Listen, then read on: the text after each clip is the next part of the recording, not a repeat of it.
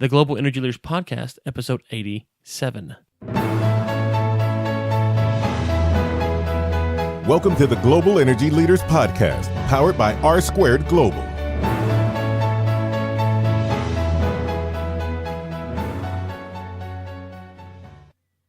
Welcome to another edition of the Global Energy Leaders Podcast. As always, I'm your host, Ryan Ray. So good to have you. And today we are going to Kenya. We're speaking with Samir Ibrahim from SunCulture, and they have a really, really neat thing going on over there. They are bringing solar units to farmers. And when you hear what they're doing, I think you'll love it. If you're a distributor looking to get into Eastern Africa or in Eastern Africa, this might be the episode for you. If you're just curious about what's going on in Kenya and Africa and power and how all that's working, fascinating stuff that Samir and his group are doing. Real quick background on Samir. He's the CEO and co-founder of SunCulture, which is headquartered in Kenya. And they sell affordable solar-powered irrigation solutions to small farmers. It's quite fascinating stuff. You'll hear some of the numbers and how it works more in the podcast. Samir has been all over the place. Most notably, at least for our show, is the Forbes 30 Under 30 as we are going through that list. And I don't know how far along we are, but it feels like we've gotten almost all of the folks on here. But regardless, be sure to check out their stuff. We'll link to all of Samir's information and SunCulture's information in the show notes, which you can find, of course, at globalenergymedia.com. Question of the day. When you hear about what Samir is doing and other folks that we have brought onto the show, does it make you feel better about being an energy professional? Would love to hear your thoughts. Ryan at globalenergymedia.com. That's Ryan at globalenergymedia.com. Without further ado, here is Samir Ibrahim. Well, Samir, it feels like we're working our way through the Forbes 30 Under 30 list, and I've really enjoyed it, talking to a lot of folks who've accomplished a lot. So congratulations to you, first off, and tell me what got you interested in energy? Well, thank you so much, and first of all, and I'm happy to be on the podcast with you. What got me interested in energy? It's interesting because I didn't have an energy background or an agriculture background before starting SunCulture. I just sort of had this drive to use the opportunities that I had to make the world a better place, for lack of better words. My family is from East Africa, so I've always had this emotional drive to helping make the place where they came from better. So when my co-founder and our CTO, Charlie, approached me with the idea for SunCulture, I was hooked. So I got into energy by request by Charlie, but I also now view energy and agriculture and access to water as things that are essential to development. Absolutely. And just for the listeners' benefit, you are based out of Kenya. Do you work anywhere outside of Kenya, or is it just Kenya mainly? So we're based out of Kenya. Our products are available in 7, almost 8 countries in East Africa. Okay. And for the next 12 months, we're very focused on distribution. So if there are any interesting distributors listening to this, we're looking to distribute across the continent in the next 12 months. Absolutely. Well, I want to circle back onto something you said a minute ago. You said energy, water, and agriculture. And I think for energy professionals, we can take a lot of pride in our work if we realize that what we do is one of the essential things for life. Now, obviously, if you're talking about agriculture and water, you're kind of touching everything there. But energy, just alone, it's one of those things that we kind of get caught up in the moment. We don't really realize the implications of it. But especially where you're at in East Africa, in Kenya, bringing power to people, it's revolutionary in ways here stateside that we don't really take. We may take for granted, And so, kind of walk us through the process of bringing power to Kenya, to Eastern Africa, and how that's just changed the economy there, the lifestyle of the people there, and what are some of the things that maybe you've observed that maybe you wouldn't have thought would have happened? Yeah, it's very. I mean, I've had a lot of friends who work in energy outside of East Africa, mainly in the U.S. and Europe, come to Kenya and just their minds have been blown. We think of energy in a way that's different than I used to think about energy in the U.S. Over here, energy has to be a conduit to many more things that aren't already available. So not only are you thinking about getting energy to people, but you have to think about how do you give people energy, how do you give people power, and then how do you convert that power into something that's productive? So instead of just saying, I'm going to give you power and that's it, as a business, you have to think of everything from A to Z. Now, when you think about manufacturing energy products, you have to think about distributing energy products, you have to think about marketing and selling energy products and financing energy products, not only just bringing energy to people. So it's more of a whole, you have to think about this as more of a holistic solution as opposed to thinking about it as just a one-step process. which it becomes complicated, especially in areas where 2/3 of the population is off-grid, 2/3 of the population live in rural areas, 2/3 of the population are smallholder farmers, and most of these people are the same. So you have to think about how do you provide them with access to energy in a way that enhances every different part of their lives. And it's a challenge, but it's a very meaningful challenge that we're excited to address every day. Yeah, and I would think that if you look at it in a long-term, kind of standpoint, eventually what's going to happen is in Eastern Africa, there will be manufacturing jobs created by what you guys are doing, and along with other companies, and so there'll be all kinds of jobs that will stem out from what you guys are doing today, and that you probably can't even visualize exactly how that will look. But like you say, you got 2/3 of the population that doesn't have power, that may or may not be trained, may or may not be educated, and as you guys start to bring power, especially to these farmers, they begin to be more efficient in their crops, and this the whole ethos of the country will eventually change. Now, it's not overnight. That's one thing that I think we kind of lose. But let's talk about the farmers specifically. Obviously, getting people food is a big deal. I mean, here in the U.S., we go to Walmart and there's food everywhere. But you get outside the U.S., right? And in some countries, I don't know about Kenya particularly, but some countries having access to food is not something that's just there's not Walmarts everywhere. So, what has been the impact on the farmers with y'all's product?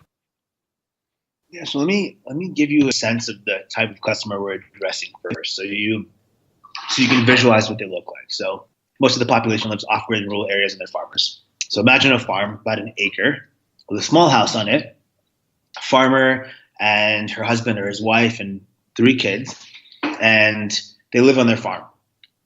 And to make money, they rely on the rain. So they practice rain-fed agriculture, meaning they're just one bad growing season away from financial ruin. They grow maize and they sell it to their neighbors, and they're making under $1,000 per acre per year. And the reason that they're making so little money is because they don't have the products, the knowledge, or the financing needed to irrigate to grow high-value crops. So at SunCulture, we provide them with just that. We provide them with the products, so solar-powered water pumps and micro-irrigation. We provide them with the ongoing knowledge and support, and we finance them for them to afford our products and services. And our farmers go from making under $1,000 per acre per year to making an average of $14,000 per acre per year. So not only are we providing them access with high-quality, nutritious food, but we're providing them with access to additional disposable income that they can just use for other things. And most of our farmers use their additional income for school fees and clothes and health bills. So the effects are dramatic, and that impact is what wakes us up every morning. Let me just state those numbers again to make sure I heard them right. You said $1,000 per acre to $14,000 per acre. Is that what I heard? That's correct, Ryan. That's insane. That's just an insane amount of profit increase, right? And then obviously, so you say, okay, well, they go from 1 to 14, and they got to pay for the solar system. But I'm guessing, I'm gonna go on a limb here and say, with that kind of profit margin increase, they can happily pay for what your product is, and as you mentioned, they begin to pay for other stuff. And if as this trend continues, I'm sure this is going to also have an effect on the job market there, where a farmer might say, you know what, I'm getting a little old, but I got this solar system in place now. I'm gonna go hire someone, or I can pay my son to run the farm for me. You're exactly right about that. The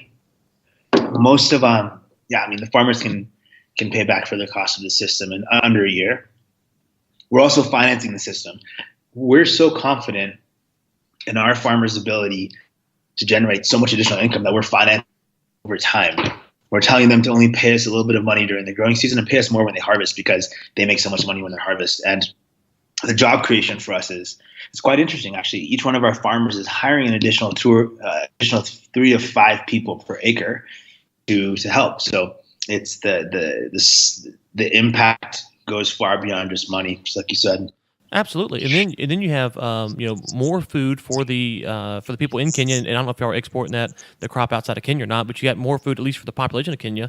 You've got more revenue coming in, better jobs, and so it's a very I think holistic maybe the right word to look at how y'all doing stuff. Let's just step back here and just set the picture for people who aren't familiar with Kenya and haven't been to Kenya.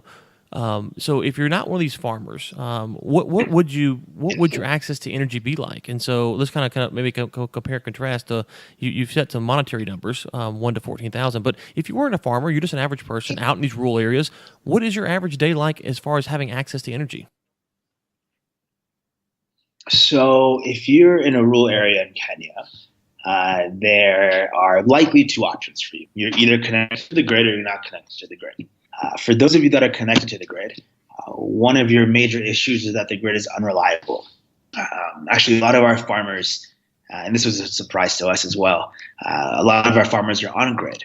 And it's really funny when we have people come and visit, investors come and visit our farmers, we take them out to the farms and there's a power pole right in the middle of their farm.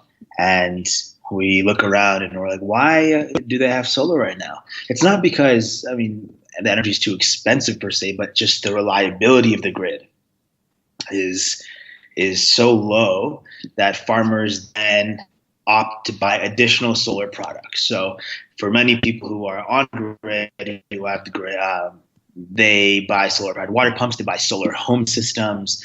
Sometimes they go to a hardware store and buy some solar panels for the roof, and they wire them up to some batteries and then to a TV. It's very interesting. And for those who are off-grid, what's becoming very popular are these off-grid products. So solar home systems, solar lights, solar water pumps. And there's a massive push from the private sector and the public sector in the region to get these off-grid products into the hands of these customers who are off-grid. There's been a huge trend in the last maybe eight years. It's been really picking up, where a lot of international organizations have recognized the impact of these off-grid products, and there's development funding coming in for this. So there's been a huge uptick in, one, the availability, and then the two, uptake of these products in the country. And you mentioned the grid there. I want to focus on that for just a second. One of the things I know is a problem in some countries in Africa, I'm curious about Kenya, is that there's a lack of meters, and so that you can be overcharged for just having access to the grid. And if you're in a poor area in Kenya, that could be devastating to your monthly budget. Is that an issue? The meters is not having good, accurate meters in Kenya. Is that an issue as well? It's an issue of it's old technology versus new technology, going from analog to digital. So while there are meters, a lot of the discussion now is, how do we get the power company in Kenya to switch from old metering to smart meters? How do we go from analog to digital? And that's a massive conversation. It's exactly the reason that you talked about. If there's no reliable meters, people could be undercharged, overcharged. Even collections from the Revenue Authority or collections from the main power company could be much lower because the meters aren't working. So the conversation now is not how do we get meters on the ground, it's how do we switch the meters to meters per se.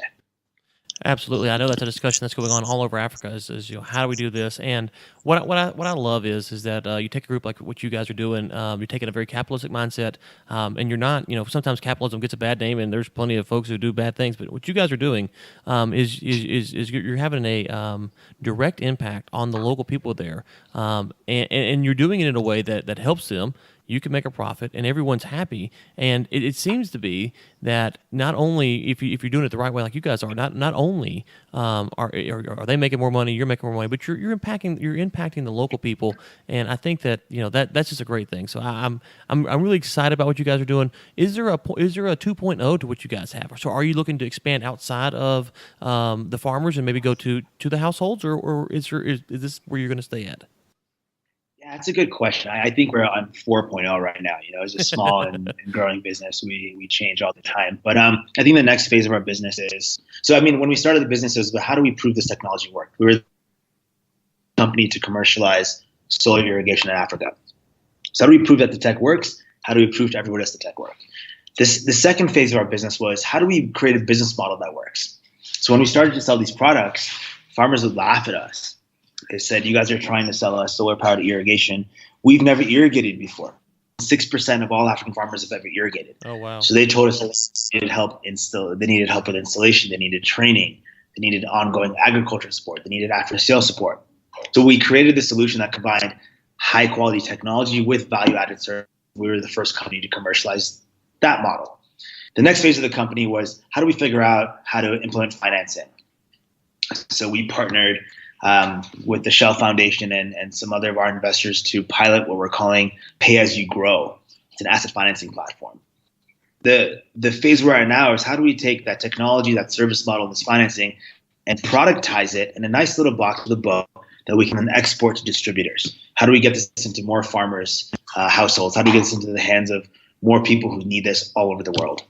And the next phase, and this is getting to answering your question that you asked, the next phase for us is, how do we continue to serve our farmers?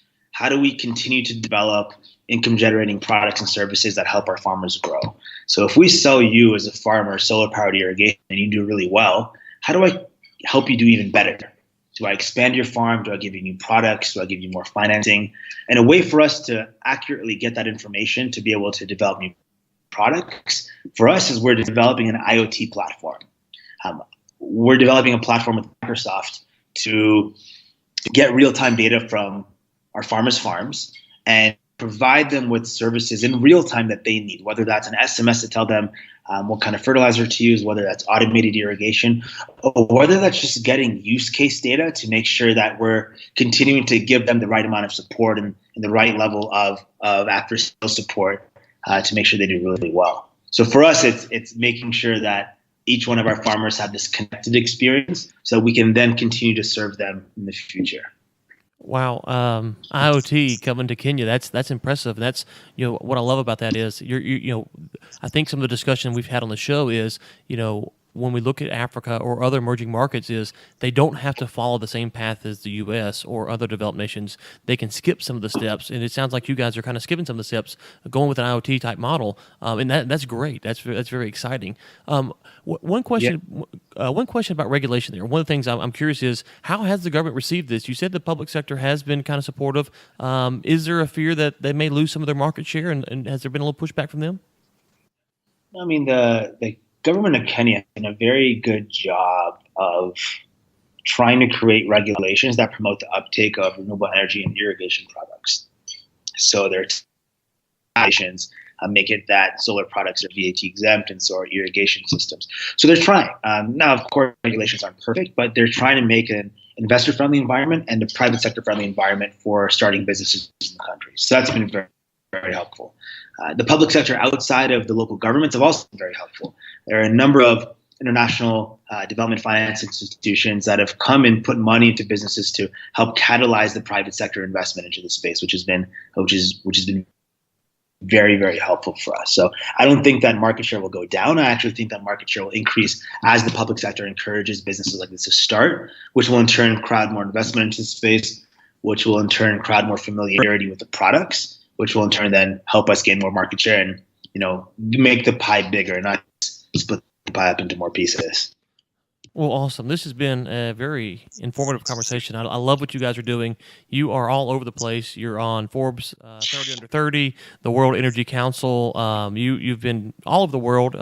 So let folks know where they can find you, where they can find out more information about your company, and if there are some distributors listening, how can they partner up with you guys? Thank you very much. All of the awards and accolades are a direct result of the hard work our team does, and at the end of the day, we're here to serve farmers. So we're really proud and very honored and humbled to be able to do this work.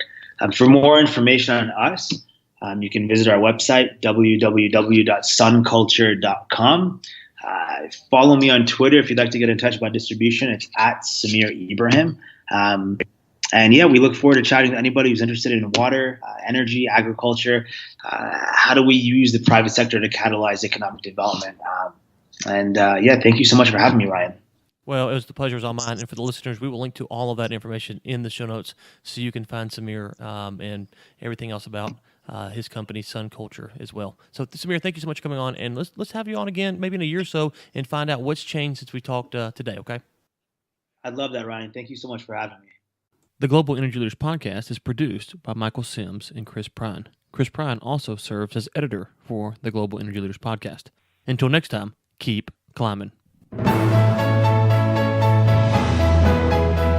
Thanks for listening to the Global Energy Leaders Podcast, powered by R2 Global.